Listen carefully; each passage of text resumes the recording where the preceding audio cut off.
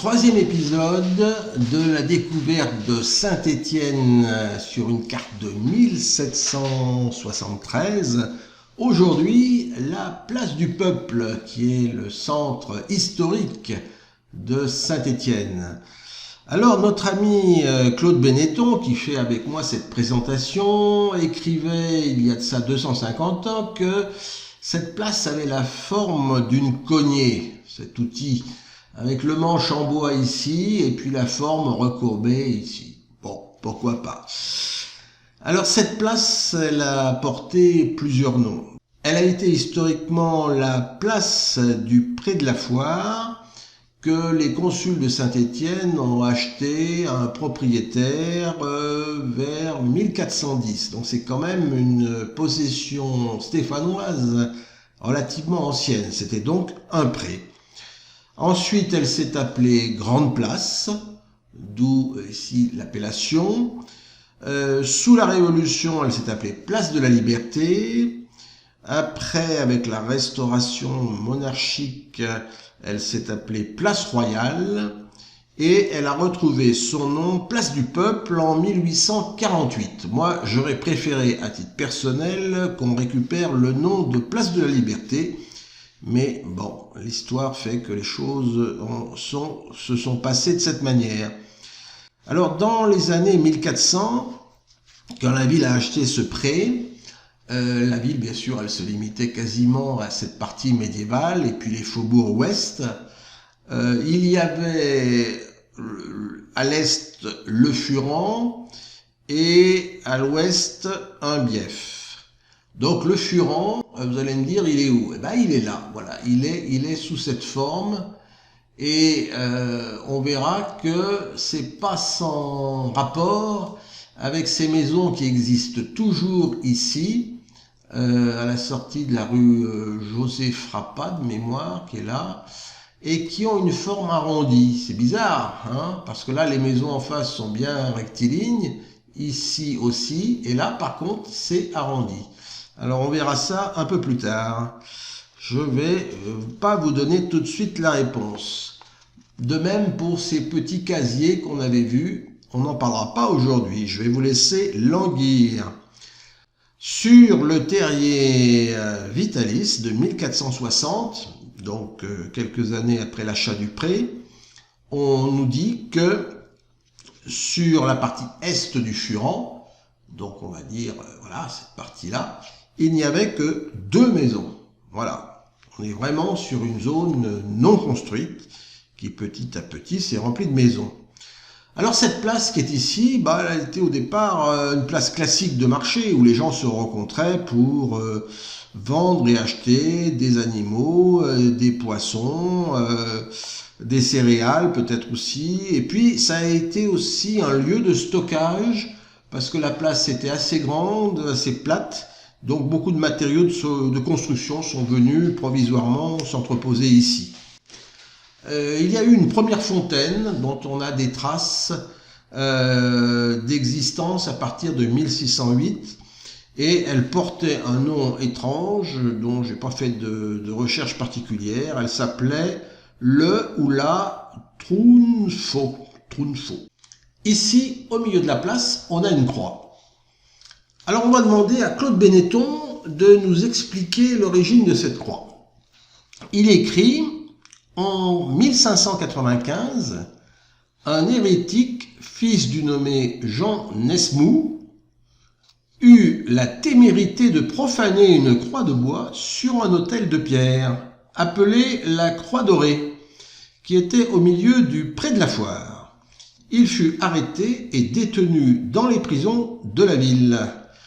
Comme on voulait lui faire son procès, son père, pour le délivrer, s'obligea, quoique huguenot, d'en faire élever une croix de pierre si belle qu'on pourrait la trouver. Ainsi convenu, il fit élever à ses dépens celle qui paraît aujourd'hui, qui passe pour la plus belle du royaume, qu'on tira de la carrière de Rion, comme la ville de Rion, près de la terrasse, paroisse de Saint-Étienne. Alors cette croix, on a des dessins La voici. Donc effectivement, elle était assez grande, assez belle. On lit en bas avec un peu de difficulté parce que c'est un peu flou l'histoire en résumé de ce que je vous ai raconté. L'an 1595, les Huguenots ayant profané une des croix de la ville de Saint-Étienne en Forez en ont fait élever à leurs frais une autre sur les ruines de la première. Voilà, je crois lire ça. Alors ça, c'était des escaliers. Alors on lit aussi par la suite qu'assez vite, il y a eu des opérations de remblaiement qui fait que les escaliers ont disparu, mais la croix est restée. On la voit d'ailleurs sur un autre dessin. Voilà, sur cet autre dessin, on voit la place du peuple avec au fond la colline des Pères.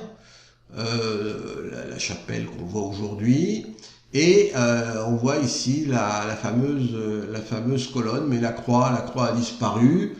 J'ai pas trouvé d'éléments pour expliquer comment elle a complètement été. Alors si elle existait encore en 1850, qu'est-ce qui fait qu'elle est disparue? Bon, ça il faudrait creuser. Ce qui est intéressant, c'est qu'on voit aussi à droite, on revient sur des histoires de tours, la tour qui a été détruite et qui était face à la droguerie de la tour. On revient sur notre carte et on voit qu'à cette époque, il n'y a pas sur la place du peuple d'ouverture vers le nord ni vers le sud. Et oui, à cette époque-là, l'architecte Pierre-Antoine Dalgabio a commencé des ébauches qui sont pour les plus anciennes datées de 1792, donc on est à peu près sur la même époque, et c'est lui qui va être le véritable architecte haussmannien de la ville, qui va donc pousser à une décision consistant à ouvrir un axe vers le nord.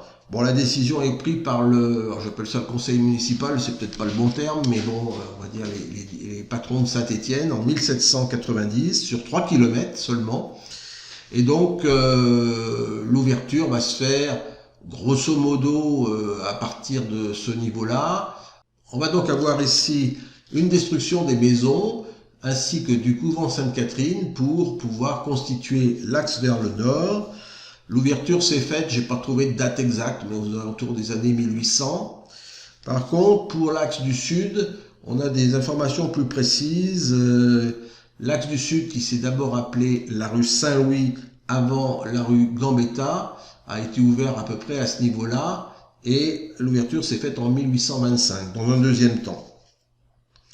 Donc, on doit reconnaître aux architectes Dalgabio, ils étaient deux, il y avait l'oncle et le neveu, d'une part la mise en forme d'une nouvelle carte de Saint-Étienne, qu'on verra plus tard, avec des formes bien géométriques, bien tirées, avec peut-être le regret d'avoir fait cet axe nord-sud un petit peu trop étroit. Si on avait fait une avenue à ce niveau-là doublée, on aurait sûrement une ville bien plus belle qu'aujourd'hui au niveau du centre.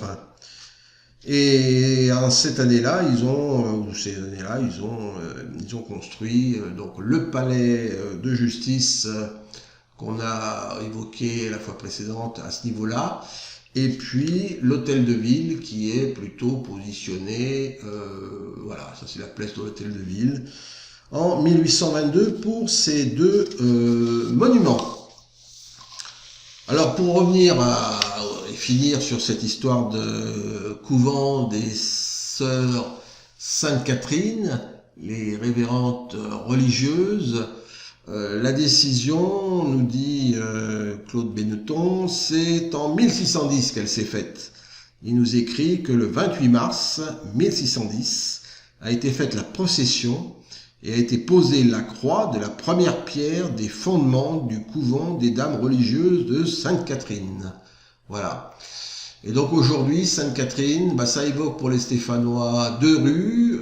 Une rue qui est donc ici au niveau de l'ancienne rue des Fossés, qui tape sur la grande rue.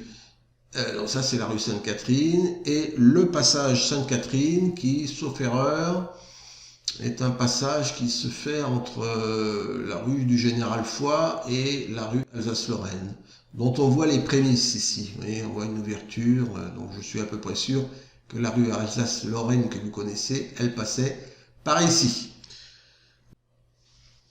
Voilà, c'est tout pour aujourd'hui.